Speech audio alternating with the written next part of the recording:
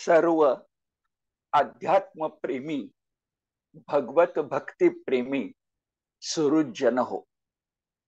बऱ्याच दिवसानंतर तुमच्या सेवेला मी सादर होतोय. आपल्या सगळ्यांना कल्पना आहे की ज्या ठिकाणी मी सेवा कार्य करतो, गीता धर्म मंडळ, त्याची यावर्षी शताब्दी असल्यामुळं अनेक कार्यक्रमात मी व्यस्त होतो. त्यामुळे इच्छा असून सुद्धा सकल संत विचार मंचाच्या या व्यासपीठावर येणं आणि प्रवचन सेवा, निरूपण सेवा अर्पण करणं मला जमलं नाही.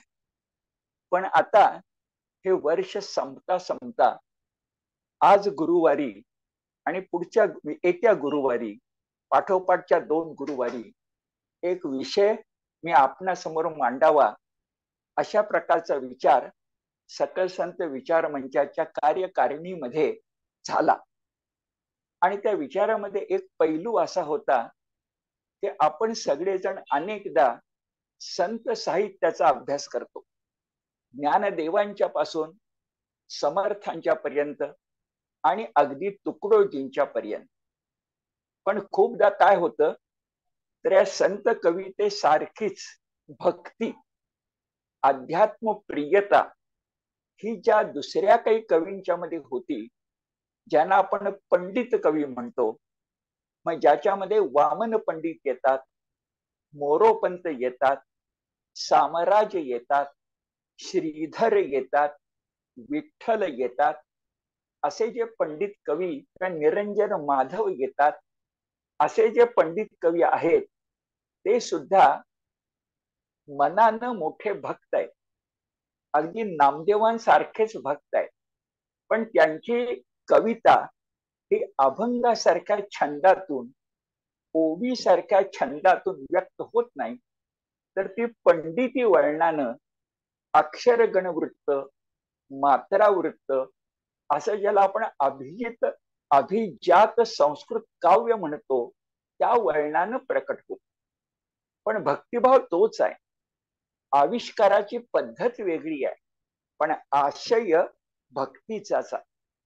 तर अशा पंडित कवींचा पण थोडा परिचय व्हावा अशी भूमिका कार्यकारिणीने घेतली. आणि त्याच्यामधून मग ती जबाबदारी मी माझ्याकडे घेतली.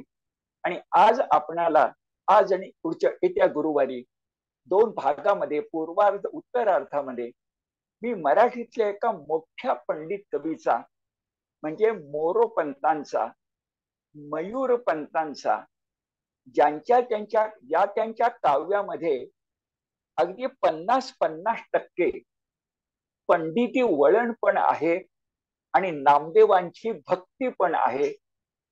कोणतं कमी आहे, कोणतं जास्त आहे सांगता येणार नाही. दुधामध्ये साखर असावी तितकं एकमेकांमध्ये मिसळून गेलंय.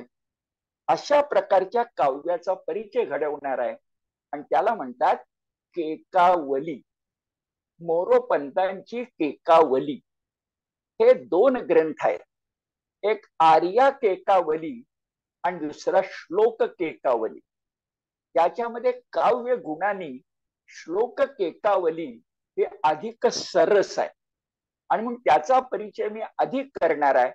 आणि आर्या केकावली आणि त्याच्या आधी संशय रत्न माला, जे केकावलीच्या जवळ जातं, असा काही परिचय, मोरोपंतांच्या काव्य गुणांचा परिचय, मोरोपंतांच्या भक्त मनाचा परिचय आपल्याला घडवावा, या भूमिकेतून यथाशक्ती आणि विनम्रपणे मी ही भूमिका स्वीकारलेली आहे. आपलं हे 2रं वर्ष संपत आलं. पहिल्या वर्षी आपण संतांचा परिचय करून घेतला. या 2ऱ्या वर्षी आपण ग्रंथांचा परिचय करून घेतला. आणि भगवंताची कृपा असेल तर 3ऱ्या वर्षी जुलै पासून आपण पंथांचा परिचय करून घेणार आहोत. म्हणजे संतांचा परिचय झाला, ग्रंथांचा परिचय झाला, आणि आता नाथ पंथ, वारकरी पंथ, महानुभाव पंथ, ते वर्तमान काळातले स्वाध्याय असतील किंवा अन्य पंथ असतील, वर्तमान काळातले त्या पर्यंतच्या पंथांचा प्रातिनिधिक परिचय आपण नव्या वर्षात करून घ्यायचा प्रयत्न करू. आता हा जो आपला प्रवास चाललाय त्यातला मधला भाग म्हणजे हा दुसऱ्या वर्षाचा टप्पा. त्या टप्प्यामध्ये पंडितांच्यातले जे श्रेष्ठ आहेत मोरोपंत, त्यांच्या ग्रंथाचा परिचय. कारण मूळ भूमिका आपली काय आहे? ग्रंथ हेच गुरु. कोणते ग्रंथ? आध्यात्मिक ग्रंथ. तर त्या आध्यात्मिक ग्रंथात केकावली बसते. श्लोक केकावली, आर्या केकावली आणि संशय रत्नमाला इत्यादी वाङ्मय. मोरोपंतांच्या एकूण वाङ्मयाचा परिचय सुद्धा थोड्या वेळानं मी आपणाला सांगतो. आता विषयाचं अनुसंधान नेमकं पुढे न्यायचं तर ज्याला आपण आपली मराठी कविता म्हणतो, मराठी कविता म्हणतो, म्हणजे इंग्रजांचा अंमल होण्यापूर्वीची कविता म्हणतो. इसवी सनाच्या भाषेमध्ये बोलायचं तर 1850 1818 याच्या पूर्वीची कविता म्हणतो ती त्रिपदरी आहे. प्राध्यापक श्री म माटे यांच्या शब्दामध्ये बोलायचं तर संत, पंत आणि तंत. संत म्हणजे संत, संतांची कविता. पंत हा शब्द प्रयोग पंडितांना लावला जातो. जसं मोरोपंत, त्यांच्या वडिलांचं नाव रामाजी पंत. पंत याचा अर्थ पंडित. म्हणून जरा आठवून बघा, जुन्या कालखंडामध्ये शिक्षकांना पंतोजी म्हणण्याची पद्धत होती. श्रेष्ठ, पंडित. तुकोबांच्या अभंगात येतो शब्द पंते धरिली हाती पाटी, बालकाचे साठी पंते हाती धरिली पाटी. पंत, पंडित.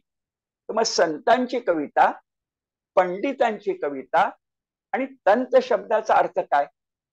तर श्रीम माट्यांच्या दृष्टीने तंत म्हणजे तंतुवाद्य. आपल्याला डफ आणि तुणतुण माहिती आहे. डफावर थाप मारायची असते आणि तुणतुण्याचा स्वर छेडायचा असतो. ते जे तुणतुण असतं मराठीत त्याचं तंतुवाद्य नाव आहे आणि तंतूपासून तंत हा शब्द घेतला. मग शाहिरांची कविता राम जोशी असतील, अनंत फंदी असतील, होनाजी बाळा असतील, सगन भाऊ असतील, प्रभाकर दातार असतील, यासारखे जे कवी हे शाहीर कवी. मोरोपंत, वामन पंडित, श्रीधर, निरंजन माधव हे पंडित कवी आणि ज्ञानदेव, नामदेव, एकनाथ, तुकाराम, रामदास संत कवी. तर असा आपल्या काव्याचा प्रवास आहे इंग्रज पूर्व, इंग्रजी अंमल येण्यापूर्वीचा, ज्याला आपण 52 कशी मराठी कविता म्हणू ती. आता प्रश्न असा, या सगळ्यांच्या मध्ये श्रेष्ठ कोण बरं? खर तर तुलना करणं बरोबर नाही, पण आपल्याकडे एक स्थिती अशी आहे की आपल्याला कळायच्या दृष्टीनं, आकलनाच्या दृष्टीनं काही वेळा तुलना उपयोगी पडते. याप्रमाणे संतांची कविता म्हटलं तर सहजपणे आपण म्हणून जातो, सगळ्यांना मान्य येते, तुका झाला से कळस. तुकारामांची कविता, तुकोबा रायांची अभंगवाणी म्हणजे संत कवितेचा सुंदर सोनेरी कळस आहे. ही भूमिका सर्व मान्य आहे. तसंच आपण जर शाहिरांच्याकडे गेलो तर सगळ्या शाहिरांचं गुणदान, गुणस्थिती, योगदान हे एका अर्थानं सारखंच आहे. पण त्याच्यामध्ये सगळ्यात मोठा मान सोलापूर वासी राम जोशी यांना आहे.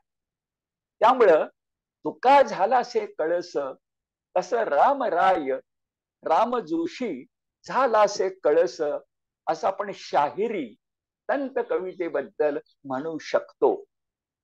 तुका झाला से कळस, राम जोशी झाला से कळस. आणि मग आज आपण ज्या टप्प्यावर आहोत तो टप्पा पंडिती कवितेचा. या पंडित कवींच्या मध्ये श्रेष्ठ कोण? तर अभ्यासपूर्वक म्हणता येतं, मयूर पंत झालासे कळस. मयूर संस्कृत शब्द, मोर मराठी शब्द, मोरोपंत म्हणजेच मयूरपंत. आणि मग त्या मोरोपंतांची कविता 1,00,000च्या वर पद्य रचना आहे. तर विचार करण्यासारखा किती उदंड कविता. 1,00,000च्या वर पद्य रचना. म्हणजे त्याच्यामध्ये आर्या असेल, त्याच्यामध्ये श्लोक असतील, त्याच्यामध्ये अन्य गोष्टी असतील. 1,00,000च्या वर असे मोरोपंत मयूर झालासे कळस. अशा सगळ्यांच्या बद्दल एक प्रकारे कौतुकानं मानाचा मुजरा अर्पण करताना आपल्याकडे एक वचन सुभाषितासारखं प्रसिद्ध आहे. मी त्याचा उल्लेख केला की आपल्यासारख्या जाणकार श्रोत्यांना सहजपणे पुनःप्रत्ययाचा आनंद मिळेल. ते वचन असं, सुश्लोक वामनांचा अभंग वाणी प्रसिद्ध तुक यांची, ओवी ज्ञानेशांची किंवा आर्या मयूर पंतांची. अगदी कमीत कमी शब्दात सूत्रात्मक भाषेत ज्या कोणा अनामिक कवीनं हा मानाचा मुजरा अर्पण केलाय, त्यानं प्रत्येक कवीचं काही नेमकं बलस्थान टिपलेलं आहे. काय म्हटलंय? सुश्लोक वामनाचा. ते वामन पंडित आठवा. भर्तृहरी म्हणून संस्कृत मधला जो प्रसिद्ध कवी राजा होता तो प्रारंभी, नंतर वैराग्य संपन्न झाला. त्या भर्तृहरीनं 3 शतकं लिहिली. शृंगार शतक, नीती शतक यासारखी. ती संस्कृत मध्ये आहेत. त्याचं अप्रतिम मराठी भाषांतर, म्हणजे मुळात संस्कृत आहे का मुळात मराठी आहे असा प्रश्न पडावा, इतका अप्रतिम भाषांतर अनुवाद जर कोणी केला असेल तर वामन पंडितांनी मराठीला, मराठी जनमानसाला शतकांची ओळख, भर्तृहरीच्या शतकांची ओळख घडवली ती वामन पंडितांनी. आणि त्यांचा आवडता होता श्लोक. याचा अर्थ काय हे पुढे श्लोक केकावलीच्या वेळेला मी सांगणार आहे. श्लोक म्हणजे काय? आपण मनाचे श्लोक म्हणतो. श्लोक म्हणजे काय? सुश्लोक वामनांचा, पुढचं मान्य आहे सगळ्यांना, अभंग वाणी प्रसिद्ध तुकयांची, ओवी ज्ञानेशांची. ओवी आणि अभंग हे आपले मराठी छंद आहे. अभंग भक्ताच्या मुखातून ऐकावा आणि ओवी जात्यावरची ऐकावी. ही जात्यावरची ओवी मुळामध्ये श्रमाची ओवी होती, श्रम परिहाराची ओवी होती. पण ही स्त्रियांच्या मुखी असणारी श्रम परिहाराची ओवी ज्ञानदेवानी भक्ती संवर्धनाची ओवी बनवली. माझघरातली ओवी देवघरामध्ये आली आणि त्या ओवीला माझा मराठाची बोलू कौतुके असा साध शृंगार ज्ञानदेवानी प्राप्त करून दिला. म्हणून ओवी ज्ञानेशांची. आणि आज जे आपले चरित्र नायक आहेत मोरोपंत, त्यांना आर्यापती म्हणतात. आर्या ही जाती आहे, मात्रावृत्त आहे, अक्षरगण वृत्त नाही आहे, मात्रावृत्त आहे. ते कसं आहे थोड्या वेळाने येईल. पण आर्या ऐकावी कुणाची तर मोरोपंतांची. एक अनुभव आपल्याला सांगतो. आपण सगळ्यांनी नारदीय कीर्तन ऐकलं असेल. त्या नारदीय कीर्तनामध्ये सुरुवातीला पूर्वरंग असतो, ज्याच्यामध्ये तत्वज्ञानाची चर्चा असते. आणि उत्तर रंग जो असतो त्याच्यामध्ये पूर्वरंगातल्या तत्वज्ञानाला धरूनच कथा येते. ती कथा जेव्हा रंगवली जाते, कथेमधले टप्पे जेव्हा सांगितले जातात, तेव्हा मोरोपंतांची आर्यामध्ये आली की कीर्तनकाराला हायस वाटतं. कारण एक आर्या उच्चारली की आधी काय सांगितलं त्याचं सुंदर संसूचन होतं. पुढे काय सांगायचं त्याचं फार चांगल्या प्रकारे उद्बोधन होतं. आणि त्याही पेक्षा कथेचा ओघ हा पटकन पुढे जातो आणि धागा तुटत नाही. हे सगळं सामर्थ्य आर्या या वृत्ताचं आहे. आणि त्याच्यामध्ये कळस कोणी गाठला असेल तर मोरोपंतांनी. आपल्या सगळ्या आजच्या आणि पुढच्या गुरुवारच्या अभ्यासात हे ध्यानात येईल. आणि म्हणून खरंच आहे आर्या मयूर पंतांची. आता हे आर्या लिहिणारे मयूर पंत आहेत, हे कोण आहेत तर खरंच आर्यापती म्हणावे असे आहेत. आर्या शब्दाचा अर्थ काय? मुलीचं नाव पण आर्या असतं. अर्थ काय? आर्य या शब्दाचा अर्थ सुसंस्कृत. कृणवंतो विश्वमार्यम अशी आपली वेदातली प्रतिज्ञा आहे. विवेकानंदांच्या मुखात ती असायची.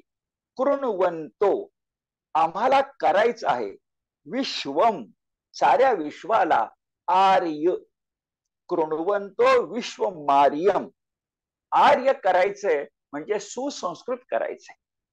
आपण संस्कृत नाटकांच्याकडे गेलो तर त्या नाटकामधली जी राणी असेल, जी स्त्री असेल, ती आपल्या पतीला आर्य किंवा आर्यपुत्र म्हणून संबोधित करते. हे संबोधन आदर सूचक आहे. हे आर्य शब्द संस्कृती सूचक आहे. आणि आर्य स्त्रीलिंग रूप आर्या, आणि तेच नाव दिलंय एका सुसंस्कृत, सुघटित, फार चांगल्या प्रकारे रचना ज्याची होऊ शकते का, जो रचनाबंध म्हणून अप्रतिम आहे, तो आर्या या मात्रा वृत्ताला. त्या आर्या मात्रा वृत्ताला मोरोपंतांनी कळसाला पोचवलं. ते त्यांच्या आर्या भारत नावाच्या ग्रंथात. काही दिवसापूर्वी तुम्ही मुक्तेश्वरी महाभारत ऐकलेला आहे. मुक्तेश्वरी असाच पंडित कवी म्हटलं तरी चालेल, संत कवी म्हटलं तरी चालेल, तो नाथांचा नातू आहे. मुक्तेश्वराचं महाभारत जसं प्रसिद्ध आहे, श्रीधरांचं जसं प्रसिद्ध आहे, पांडव प्रताप, त्याचप्रमाणे मोरोपंतांचं आर्या भारत प्रसिद्ध आहे. काय आहे या ग्रंथात तर कवीपाशी कथा सांगताना आणि महाभारतासारखी 1,00,000 श्लोकांची कथा सांगताना संक्षेप चातुर्य पण असावं लागतं आणि त्याच्याबरोबर विस्तार कौशल्यही असावं लागतं. काय गाळायचं आणि काय ठसवायचं हे कळलं पाहिजे. आता बघा, महाभारताचे संस्कृत श्लोक 1,00,000. भांडारकर प्रतीन आपल्याला माहिती आहे 1,00,000. हे 1,00,000 श्लोकामधलं कथानक केवळ 17,000 आर्यांच्या मध्ये, 100,000 कुठं आणि 17,000 कुठं. 1,00,000 श्लोकामधला कथाभाग हा संक्षिप्त करून 17,000 आर्यांच्या मध्ये 17,000. ज्ञानदेव्यांच्या ज्ञानेश्वरीच्या ओव्या किती? 9,000. एकनाथी भागवत किती? 18,000 ओव्या. इथं आर्या किती? 17,000. तर त्याच्यामध्ये संक्षेप, विस्तार आणि कौशल्य कसं आहे, संक्षेप चातुर्य आणि विस्तार कौशल्य कसं आहे ते सांगतो. पण आर्या भारत लिहिताना मोरोपंतांची भूमिका काय होती एक लक्षात घेऊया.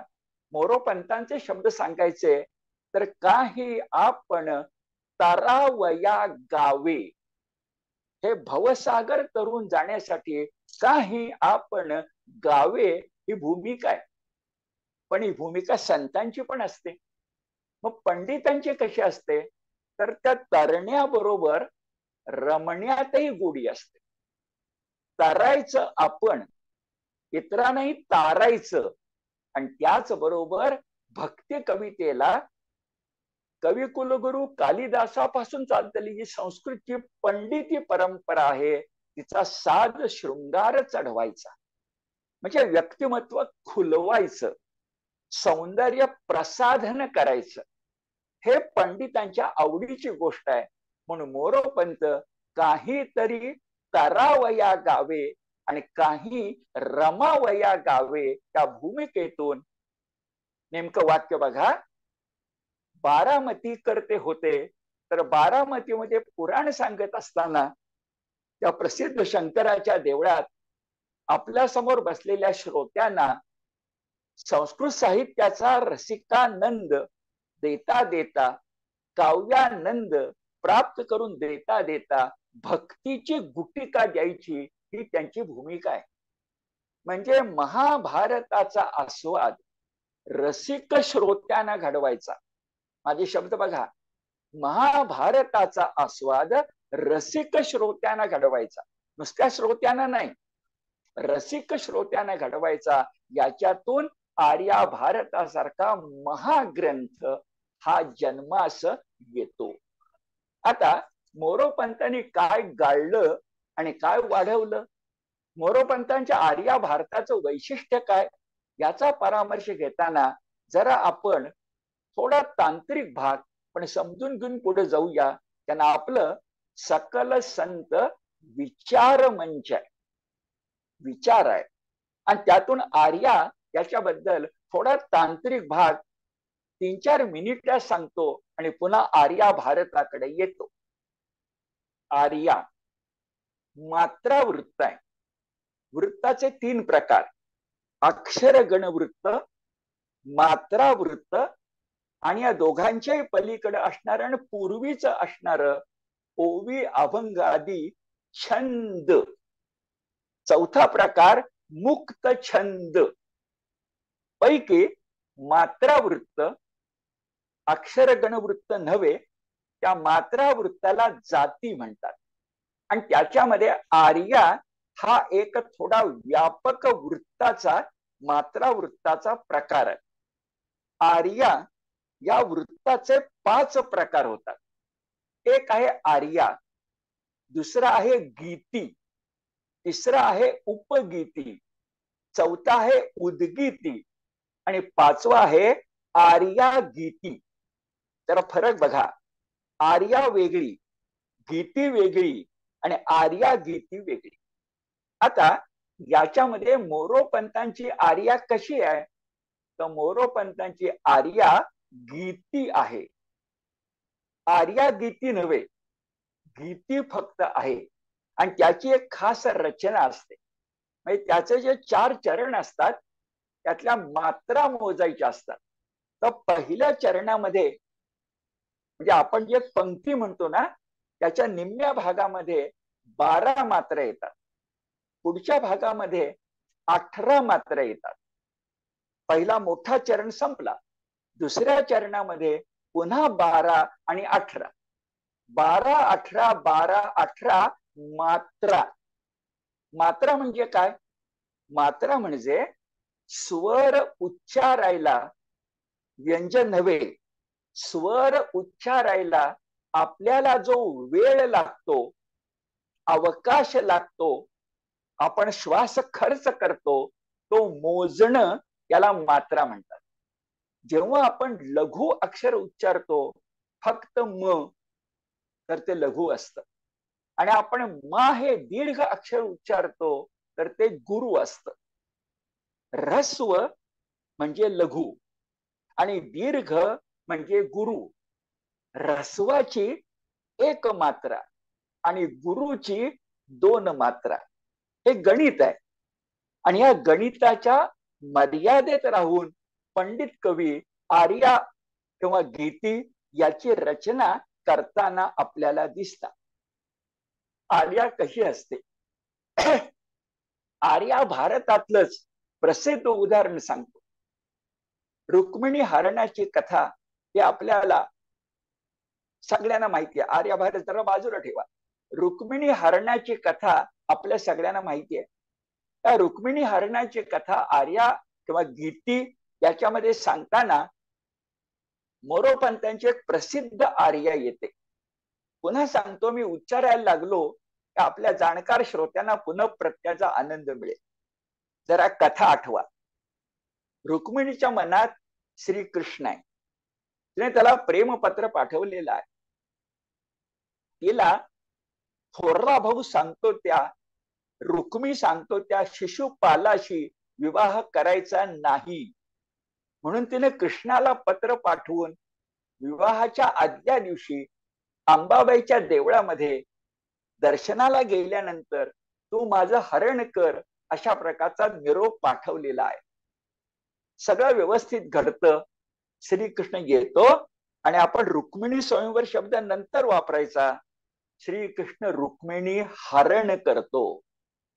खर तर अंबाबाईच्या देवळाभोवती रुक्मी उभा आहे, शिशुपाल उभा आहे, बलदंड सैन्य उभं आहे.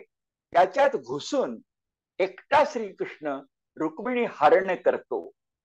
आता याचं वर्णन करताना रुक्मिणीच काय म्हणतेय बघा, किंवा रुक्मिणीच्या मनातल्या भावना सांगताना कवी काय म्हणतोय बघा. हंसे मुक्ता नेली मग केला कलकलाट काकानी, हाकानी नभ भरले जाय सुरांच्याही नाद हा कानी. हे आर्या म्हणजे गीतीचं अप्रतिम उदाहरण आहे.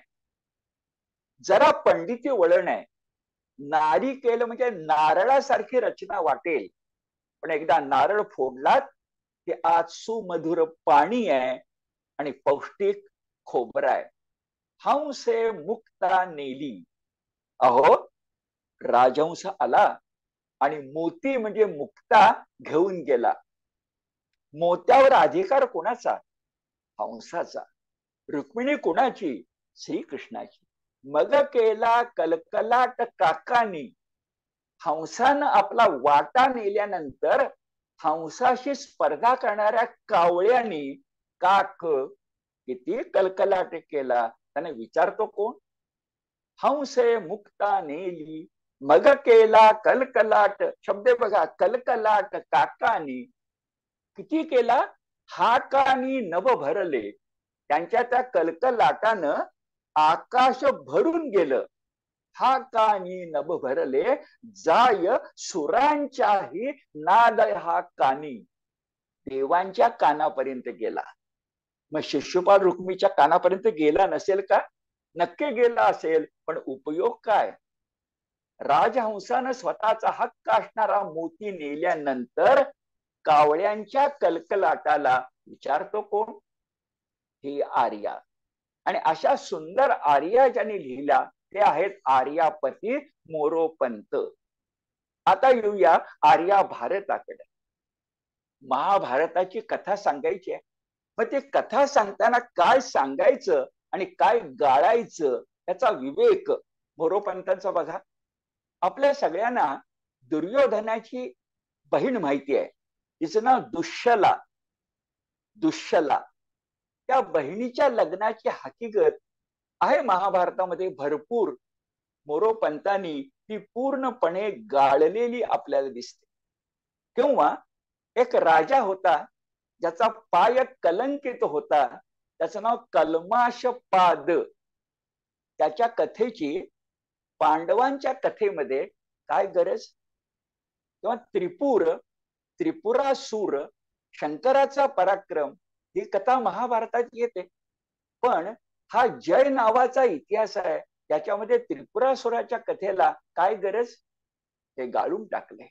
आणि दुसऱ्या बाजूने मात्र करुण रस हा ज्या ज्या ठिकाणी आहे तिथं मोरोपंतांची भक्ताची लेखणी, पंताची नाही, भक्ताची लेखणी अक्षरशः लिहिताना आणि वाचताना तुमच्या माझ्या डोळ्यात अश्रू आणल्याशिवाय राहत नाही.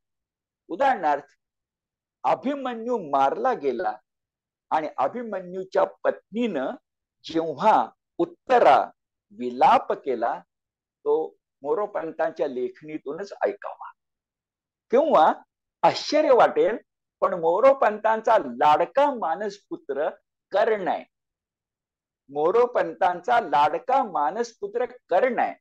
आणि कर्ण मारला गेल्यानंतर ऐका, कर्ण मारला गेल्यानंतर एकीकडे राधा त्याची आई जिनं वाढवलं, आणि दुसरीकडे कुंती जी जन्मदात्री आई आहे, त्या दोघांनी जो विलाप केलाय तो कोणाच्याही डोळ्यामध्ये अश्रू आणेल असा मोरोपंताने रेखाटलेला दिसतो.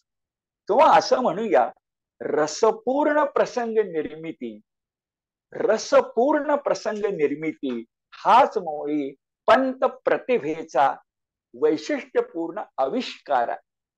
आणि नवरस खेळवावेत म्हणून महाभारत तसंच आहे, रामायणापेक्षाही वेगळं आहे. नवरस महाभारतात आहेत आणि त्या नवरसांचं सुंदर दर्शन आर्या भारतातून मोरोपंत घडवताना दिसतात. शृंगार रस, खर तर मोरोपंत भक्त कवी आहेत, मोरोपंत पंत कवी आहेत, पण दुष्यंत आणि शकुंतला किंवा ययाती आणि देवयानी, ययाती आणि शर्मिष्ठा यांच्यातील प्रसंग जेव्हा ते रंगवतात तेव्हा शृंगार रस हा ओसंडून वाहतो.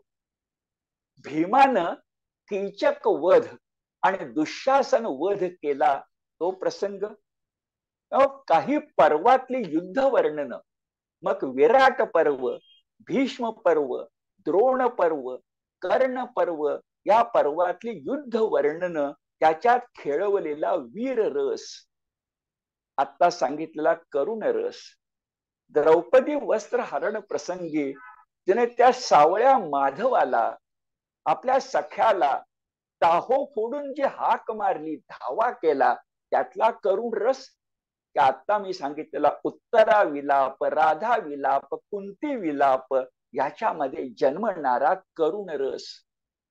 आणि त्याचबरोबर तुम्हाला मला हसवेल असा हास्यरस सुद्धा. तो प्रसंग आठवा, विराट गोग्रहण हे कौरवांनी केलं अज्ञातवासातल्या पांडवांना शोधण्यासाठी. आणि विराटाचा पुत्र जो होता उत्तर नावाचा, तो विराटाचा राजपुत्र उत्तर मोठ्या थाटा सांगायला लागला, मी कौरवांचा पराभव करतो, फक्त मला सारथी पाहिजे. आणि बृहन्नडेच्या वेशातला अर्जुन पुढे आला आणि म्हणाला, मी तुझा सारथी होतो. आणि हा प्रसंग रंगवताना ते प्रसिद्ध वचन येतं, पुन्हा तुम्हा सगळ्यांची ऐकून माहिती आहे, बालिश बहु बायकात बडबडला. अनुप्रासही बघा, हे पंतांचं वैशिष्ट्य असतं, बालिश बहु बायकात बडबडला. या ठिकाणचा हास्यरस अत्यंत स्वाभाविकपणे ते करतात. आणखीन एक वैशिष्ट्य आहे, आर्या भारतामध्ये व्यक्तिचित्र, कर्ण असेल, कृष्ण असेल, भीष्म असेल, अर्जुन असेल, भीम असेल, त्या प्रत्येकाला काही वेगळी डूब, वेगळी छटा, वेगळा काही रंग हा स्वतःच्या प्रतिभेनं देणं हे मोरोपंतांचं वैशिष्ट्य आहे. आणि म्हणून मी आता उल्लेख केला की कर्ण हा त्यांचा लाडका मानसपुत्र आहे. रसनिर्मिती पाहिली, आर्या भारतामधलं संवाद कौशल्य हे मोरोपंतांचं अवर्णनीय आहे. संवादामुळे काय होतं, रस जो असतो तो आणखी प्रभावित होतो आणि कथेचा ओघ झटकन पुढे जातो. संवाद, कोणकोणते संवाद आहेत, आता कर्ण लाडकाच आहे ना, त्यामुळे बघा, कर्ण आणि शल्य संवाद, कर्ण आणि कृष्ण संवाद, द्रौपदी आणि भीम संवाद. दोन नमुने सांग. ऐकता तुम्हाला प्रश्न पडेल की व्याख्यानाचं नाव तर केकावली दिलंय आणि सर स्वतः आर्या भारतात इतके का रमलेत. तर मला तुम्हाला केकावलीचे दोन प्रकार म्हणजे आर्या केकावली आणि श्लोक केकावली याच्याकडे न्यायचंय, पण ते मुख्यतः उत्तरार्धात. आणि आज पूर्वार्धात मला तुम्हाला केकावली लिहिणाऱ्या मोरोपंतांच्या काव्याचा प्रभाव दाखवायचा आहे, मोरोपंतांचं व्यक्तिमत्व सांगायचं आहे, त्यांचे मोठे ग्रंथ काय ते सांगायचे आणि मग केकावलीकडे न्यायचे. हे ध्यानात घ्या, म्हणजे माझ्या बोलण्याकडं आपल्या सगळ्यांचं लक्ष राहील.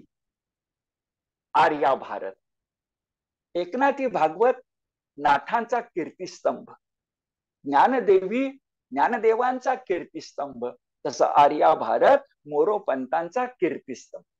संवाद घ्यावा तर मोरोपंतांनी कर्णाला कृष्णानं अगदी सांगून अर्जुना करवी मारलं.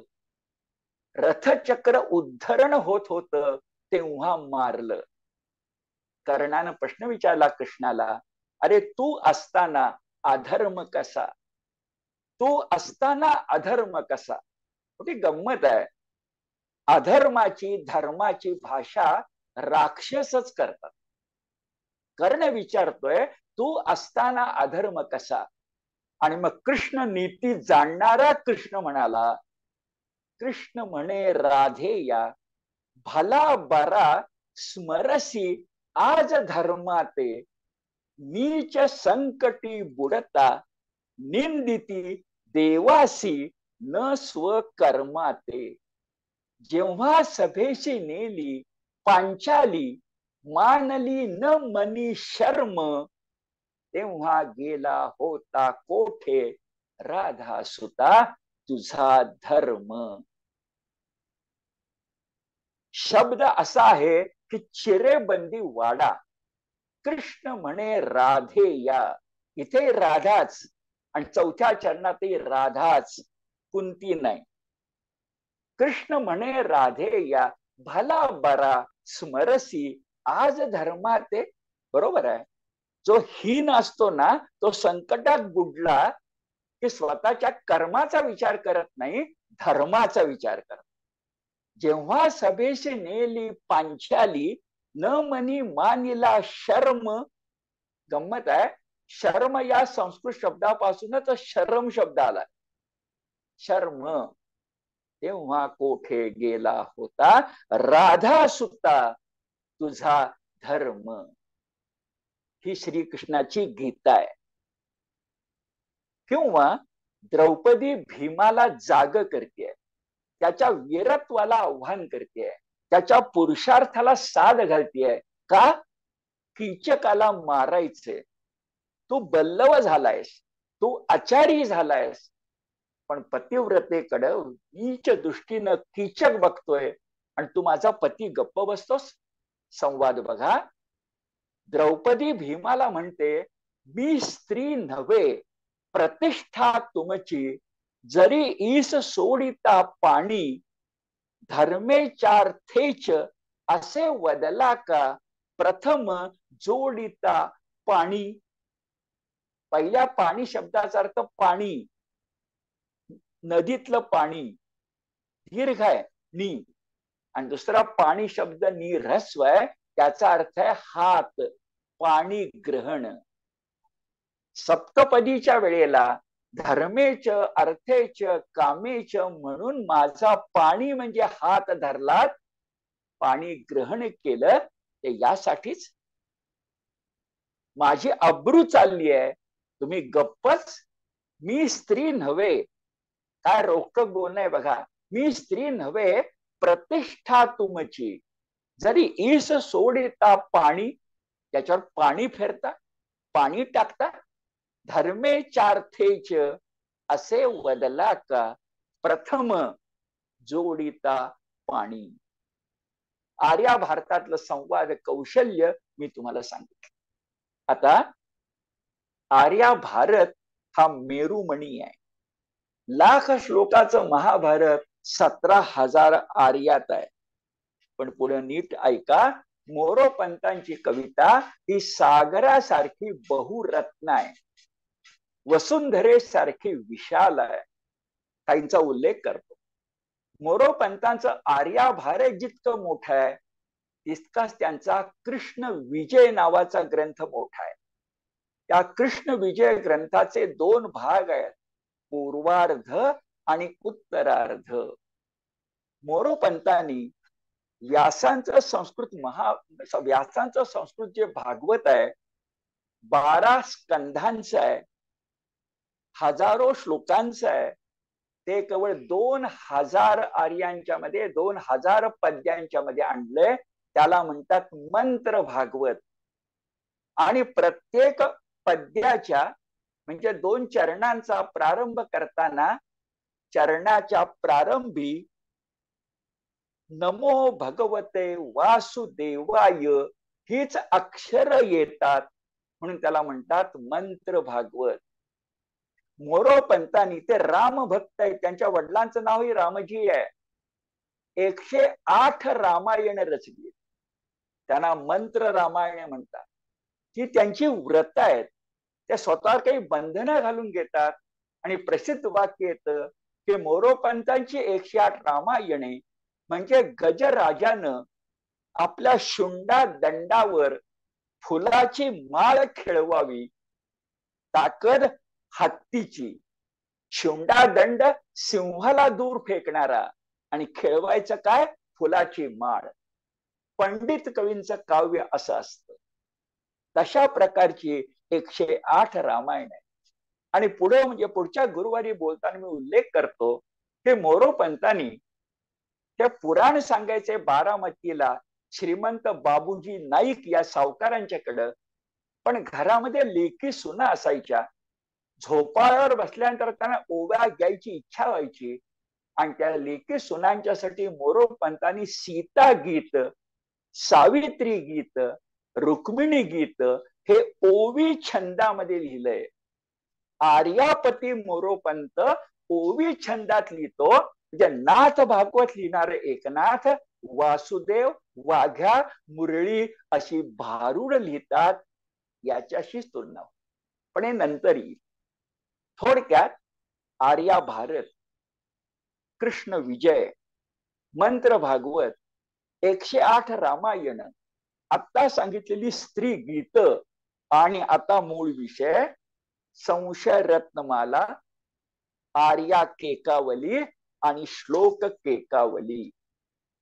केकावली आपल्या मनातल्या काव्याला इतकं अप्रतिम नाव द्यायला ज्ञानदेव पाहिजेत, तुकोबा पाहिजेत, किंवा मोरोपंत पाहिजे. मोरोपंत म्हणजे मयूरपंत. हा मयूर आकाशातल्या घनाला पाहून, कारण त्याला मेघ वर्षाव आवडतो, त्याला कृपा वर्षाव आवडतो, तो ढगातून पडणाऱ्या पाण्याला चोचीमध्ये वेचायला त्या चातकासारखाच आतुर असतो. आणि आकाशात ढग आले की आपला सुंदर पिसारा फुलवून थुई थुई नाचणारा मोर हा स्वानंदामध्ये डुंबलेला एखादा कवी असतो. आणि त्याच्या मुखातून जेव्हा तो टाहो किंवा धावा बाहेर पडतो, तोच एका कवीला आवडला, ज्याचं नाव त्याच्या वडिलांनी मोरोपंत किंवा मयूरपंत ठेवलं. आणि म्हणून ते आपल्या काव्याला मोराचा केका, मयूरपंताचा केका, त्याची आवली ती आर्या वृत्त, मात्रा वृत्तात असेल तर आर्या केकावली, आणि श्लोक रचनेत असेल श्लोक केकावली. इथं आकडे सांगतो. आर्या केकावलीमध्ये 171 आर्या आहेत. आर्या केकावलीमध्ये 171 आर्या आहेत. त्याचं ईशद दर्शन मी तुम्हाला घडवणार आहे, आणि श्लोक केकावलीचं समग्र दर्शन घडवणार आहे. कारण आर्या केकावलीपेक्षा श्लोक केकावलीमध्ये काव्य जास्त आहे. आकडा 171 आर्या आणि फक्त 121 श्लोक. 121. पण मोरोपंतांचं दर्शन अप्रतिम त्या ठिकाणी घडेल, ते पाहूच. पण आता केका, तो जो रानावनामध्ये नाचणारा मोर असतो ना, त्याची केकावली आकाशामध्ये, माथ्यावरच्या आकाशामध्ये असणाऱ्या घनासाठी असते. आणि पंडित कवी मोरोपंतांची केकावली घन नीळ श्रीरामासाठी किंवा श्रीकृष्णासाठी असते. धावा, आर्तता, कारुण्य, अंतःकरणाला पडणारा पीळ हा पक्षी असणाऱ्या मयूराचा आणि कवी असणाऱ्या मयूराचा सारखाच आहे. त्याचे नमुने खरोखर सुंदर आहे.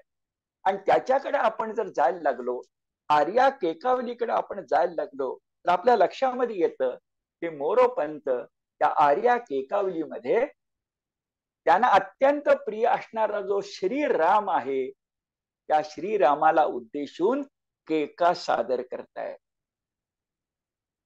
श्लोक केकावलीकडे नंतर आर्या केकावलीचे काही नमुने बघूया. आर्या केकावलीमध्ये भक्त मयूर म्हणतात, आता ही आर्या आहे हा, श्लोक नव्हे. भक्त मयूर म्हणतात, श्रीरामा तू स्वामी अससी माझ्या शिरावरी जागा, आम्हासी तुझ्या पाया वाचून निर्भय नसे तुझ्या जागा. हे श्रीरामा, हे मर्यादा पुरुषोत्तम रामा, हे अयोध्यावासी राम लल्ला, अरे तुझ्याशिवाय आम्हाला कुठे जागा आहे? तूच आमचा स्वामी आहेस, तू आमच्या शिरावर जागा आहेस, म्हणून आम्ही निवांत आहोत. माझ्या शिरावरी जागा. आणि खरंच विचार कर, आम्हासी तुझ्या पाया वाचून नसे तुझ्या जागा. पहिला जागा म्हणजे जागृत, आणि दुसरा जागा म्हणजे स्थल. अहो, सद्गुरूंच्या चरणाशिवाय भक्ताला ठाव कोणता? विठ्ठलाच्या चरणाशिवाय नामदेवांना ठाव कोणता? आणि श्रीरामाच्या चरणाशिवाय मयूरपंतांना ठाव कोणता? पुढे ते म्हणतात आर्यमध्येच की या दीनाने आता पसरावा पदर, सांग कोणाला तुझा प्रताप बसला, लपोनी जाय काय कोणाला. अरे मी दीन आहे, आणि मी दीन असताना तुझ्या पुढे पदर पसरतोय, आणि तूच सांगा मला तुझ्या पुढे पदर पसरायचा नाही तर कुणापुढे पसरायचा? 5 पती मान खाली घालून दरबारात बसल्यानंतर द्रौपदीने हाक मारायची ती कृष्णालाच ना, तसं भक्तानं हाक मारायची ती त्या घन निळ्यालाच ना. या दीनाने आता पसरावा पदर, सांग कोणाला. आणि अशा वेळेला तुझा प्रताप बसला, लपोनी जाय काय कोणाला. पहिला कोणाला मधला न बाणातला आहे, कुणाला, आणि कोणाला म्हणजे कोपऱ्यात. अरे तुझा प्रताप कोपऱ्यात जाऊन बसावा. ज्यानं आकाश दुमदून टाकावं, ज्यानं पर्वतांना खाली लोळवावं, तो तुझा प्रताप कोपऱ्यात जाऊन काय रुसून बसला? पुढे विचारलंय, दीनाने किती सद्गुण हीनाने विनविले तुला आजी, आज बा जीवदान देगा प्रभो, उपेक्षा करू नको माझी. उपेक्षा करू नको. बोलतोय आपण आर्या केकावली बद्दल, पण मध्येच मी तुम्हाला ही उपेक्षा आली आहे म्हणून आर्या केकावलीतून जसा रेल्वेचा रूळ बदलतात ना, तसं आर्या केकावली मधून मोरोपंतांच्या एका अप्रतिम काव्याकडे घेऊन जातो, ज्याचं नाव आहे संशय रत्नमाला. आपली उपेक्षा झाली तर मनात अनेक शंका कुशंका येतात ना. अरे नेहमी आपल्याला वाचवणारा आज कसा काय वाचवत नाहीये, असा संशय आला. खर तर भगवद्गीता सांगते की संशय घेऊ नका, पण घेऊ नका म्हणून सांगितलं म्हणून संशय घ्यायचा राहतो का कुठं? अशा वेळेला संशय रत्नमालेमधला सुंदर नमुना बघा आणि पुन्हा आर्या केकावलीकडे येऊ द्या. मोरोपंत संशय घेत आहे. हा संशय सुद्धा मोठा गोड आहे. एक लोकरीती अशी आहे, आपल्या सगळ्यांना माहिती आहे, जुन्या काळामध्ये, आजच्या काळात नाही, जुन्या काळामध्ये एखादा माणूस घराबाहेर कामाला निघाला आणि त्याला कोणी विचारलं कुठे जातोयस, तर जुन्या काळामध्ये तो पुढे पाऊल टाकायचा नाही, 2 पावलं मागे यायचा, उंबरठ्यातून परतायचा आणि परत जायचा. त्यानं असं विचारलं की म्हणे काम होत नाही. तसंच भगवंताचं झालं की काय, उठता बहु त्वरेने कोठे जाता, असे तुम्हा देवी पुसती झाली जाणो, पुसता ज्ञाता पुढे न पद ठेवी. काय माधुरी आहे बघा. बारामती मधल्या शंकराच्या देवळात बसलेला मोरोपंत नावाचा एक कवी घननीळ श्रीरामाला बोलावतोय. तो धावत निघाला आणि एवढ्यात विष्णूची पत्नी असणाऱ्या लक्ष्मीनं स्वभाव सुलभतेने विचारलं, कुठे चाललात? उठता बहु त्वरेने. अरे तुला माझी उपेक्षा करायची नव्हती म्हणून आलास त्वरेने. उठता बहु त्वरेने कोठे जाता, आत्ताच कुठे निघालात? कोठे जाता असे तुम्हा देवी पुसती झाली जाणो. त्याने विचारलं वाटतं, संशय, आणि विचारल्यावर काय, पुसता ज्ञाता पुढे न पद ठेवी. तू ज्ञाता आहेस ना, तू सर्वज्ञ आहेस ना, तुला सगळं कळतं ना, तुला कळतं, विचारलं की काम होत नाही, नको जायला, थांबला असतो. लक्ष्मी आडवी आली. संशय, पण लक्ष्मीच्या पाठोपाठ एक भक्त पण आडवा आला, त्याचं नाव ब्रह्मर्षी नारद. कसा संशय बघा, केव्हा नारद आला, लक्ष्मी थांबली आणि नारद आला. केव्हा नारद आला, आलापित स्वकीय सच्चरिते, प्रेमळ गीत तुम्हाला हरी हरिणा परी बहु वश करीते. जाता जाता खोच आहे. आपण देवाची आरती करतो, आपण देवाचे स्तोत्र म्हणतो, की देवाला आवडतात का हो? आवडतात.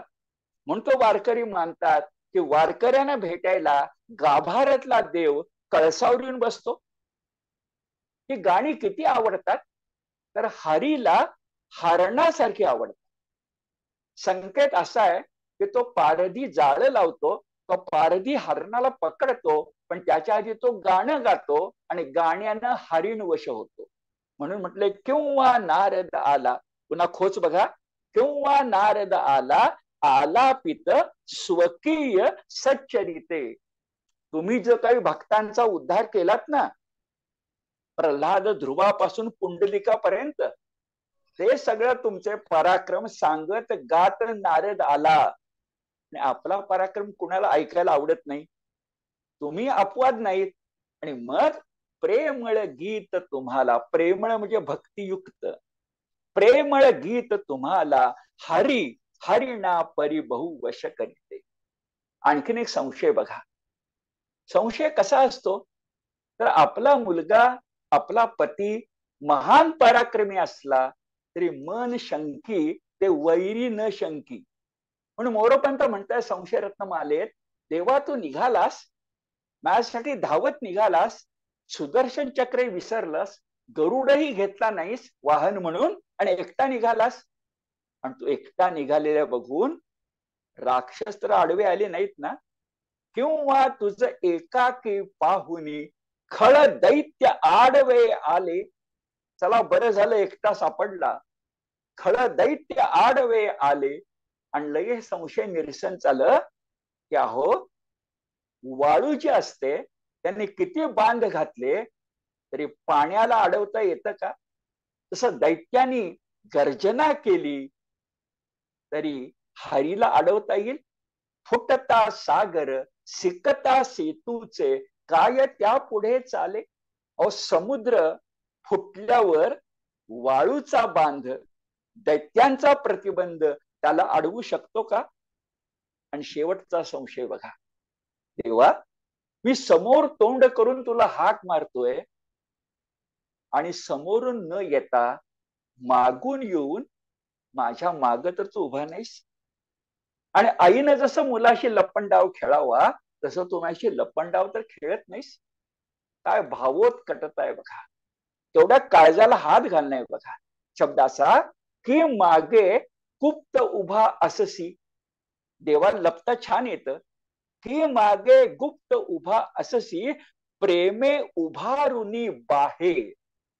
विठ्ठलानं कटीवर हात ठेवलेत, पण श्रीरामानं 2 हात पसरलेत आणि मोरोपंतांना मिठी मारायची आहे, फक्त मागे उभा आहे. तरी काय बालकाचे तू सादर बोल ऐकसी बाहे. वरच्या बाहेचा अर्थ बाहू, आणि इथं बा हे संबोधन आणि हे म्हणजे माझं म्हणणं. तेवढा रम्य प्रसंग आहे. मुलगा समोर सन्मुख देवाला हाक मारतोय, आईला हाक मारतोय, आणि आई माऊली माग उभं राहून आपल्या बालकाकडे कौतुकानं पाहते. तरी काय बाळकाचे तू सादर भक्तियुक्त बोल ऐकसी बा हे. ही संशय रत्नमाला, अशीच आर्या केकावली आणि अशीच श्लोक केकावली. या आर्या केकावलीचा आपण आणखी एक संदर्भ देऊया आणि मग श्लोक केकावलीच्या उंबरठ्यापर्यंत येऊया आणि श्लोक केकावलीचा संपूर्ण अभ्यास, संपूर्ण निरूपण हे पुढच्या गुरुवारी आपण करूया. पण त्या उंबरठ्याकडे जायच्या पूर्वी दोन गोष्टी मी करणार आहे. ते म्हणजे आर्या केकावलीचा शेवट आणि त्याच्या माग असणाऱ्या मोरोपंतांचं व्यक्तिमत्व म्हणजे चरित्रपट. हे दोन मुद्दे तेवढे आपण आतापर्यंत ज्या एकतानतेनं ऐकलेत त्याच एकतानतेनं ऐका. मोरोपंत पंडित कवी आहे आणि पंडितांना आपली भक्ती जे व्यक्त करायची असते ते कालिदास संस्कृत कवी यांच्या पद्धतीने करायचे असते. आपल्याकडे सगळ्याच संतांनी आपला विठ्ठल काळा का, आपले दोन्ही देव म्हणजे राम आणि कृष्ण किंवा मुळामध्ये विष्णू सावळा का, शंकर गोरा का, या रंगाची मीमांसा केलेली आहे. तो पांडुरंग विठ्ठल सावळा का, आपल्याला सांगितलं गेलं की मुळात तो गोराच होता, पण गाईच्या चरण धुळीनी तो सावळा झाला. अशी मोरोपंतांची पण रंगाची मीमांसा बघा. त्यांना दोघही प्रिय आहेत, श्रीराम आणि श्रीकृष्ण. दोघही परमात्म्याचे अवतार आहेत, शुद्ध परब्रह्माचे शबल अवतार आहेत. वाक्य लक्षात घ्या, शुद्ध परब्रह्माचे शबल अवतार आहेत. आणि अशा वेळेला त्यांचा रंग काळा का? आता गंमत अशी की मोरोपंत पंडित कवी हे कुटुंब वत्सल आहेत आणि कुटुंब वत्सल असल्यानं तुमच्या माझ्या मनामध्ये येणारा प्रश्न त्यांनाही पडला. अहो, आई वडील जर गोरे असतील तर मुलाने गोरा असायला काय हरकत आहे?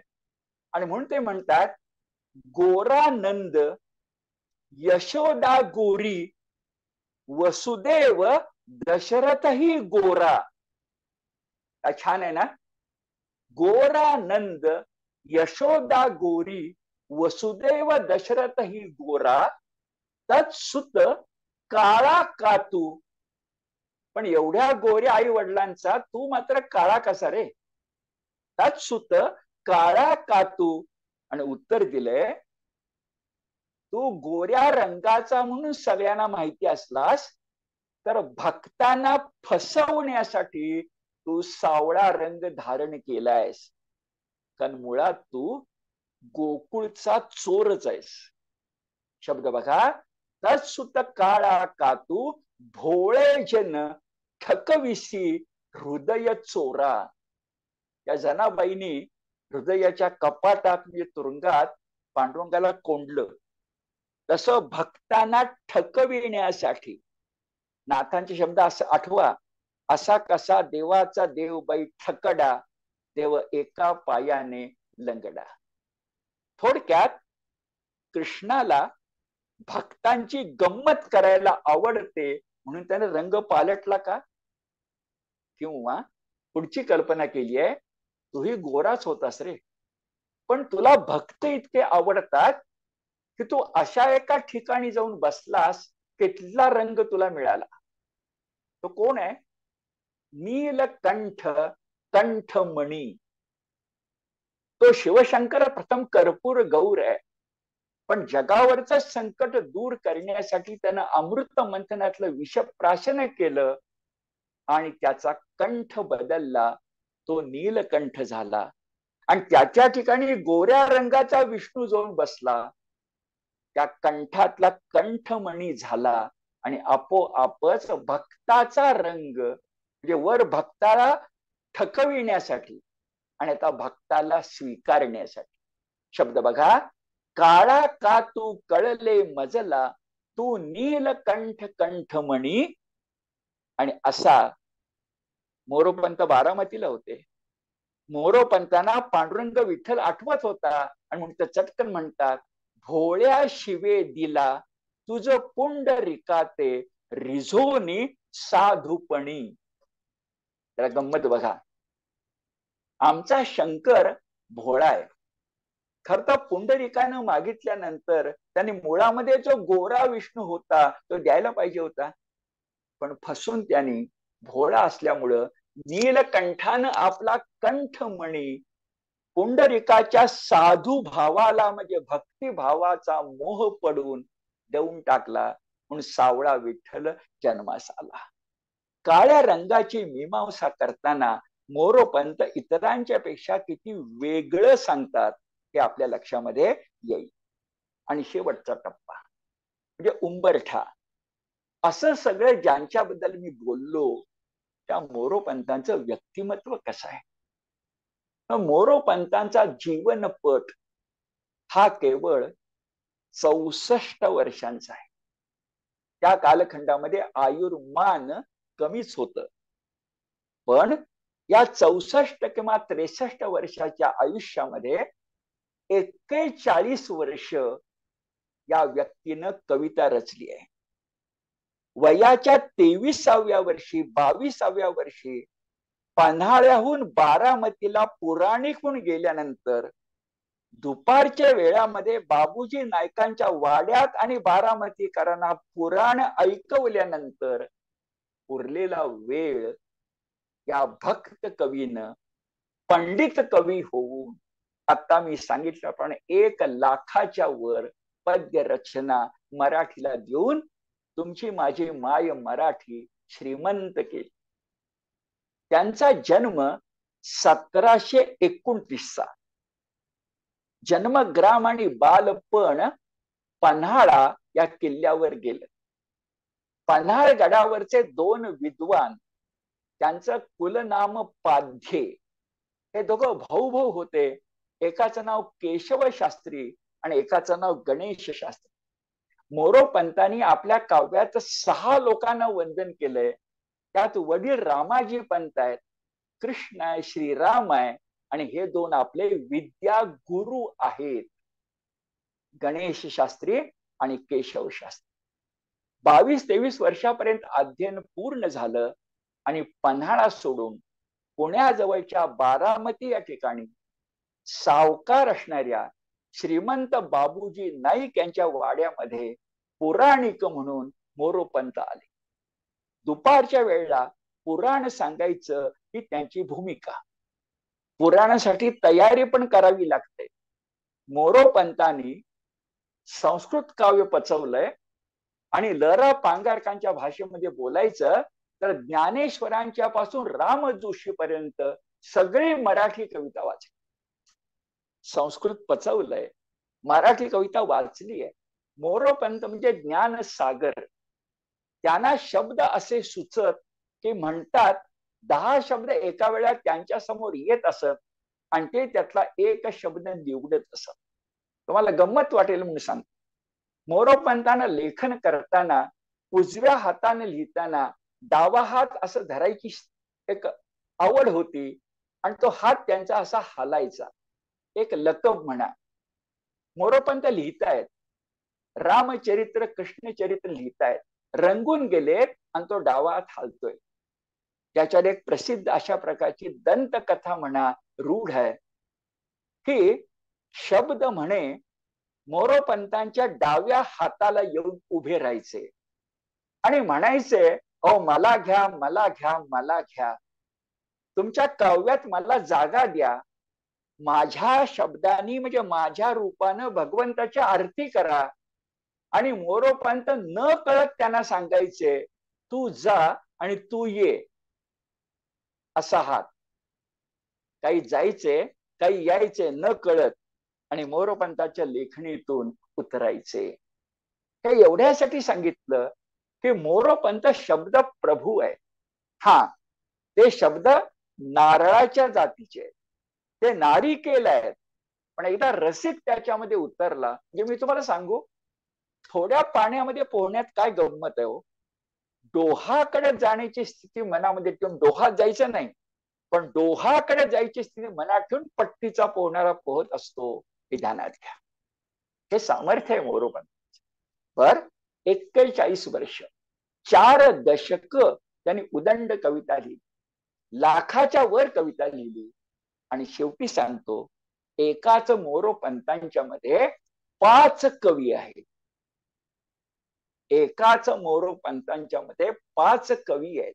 आणि अभ्यासकांनी सांगितलं कसं बरं, तर नामदेव रायांची भक्ती, नामदेव रायांची भक्ती, वामन पंडितांचं पांडित्य, निरंजन माधवांचं रचना चातुर्य, दासोपंतांची प्रचंड लेखन पद्धती आणि महीपती प्रमाण भगवत चरित्र गायनाची गोडी.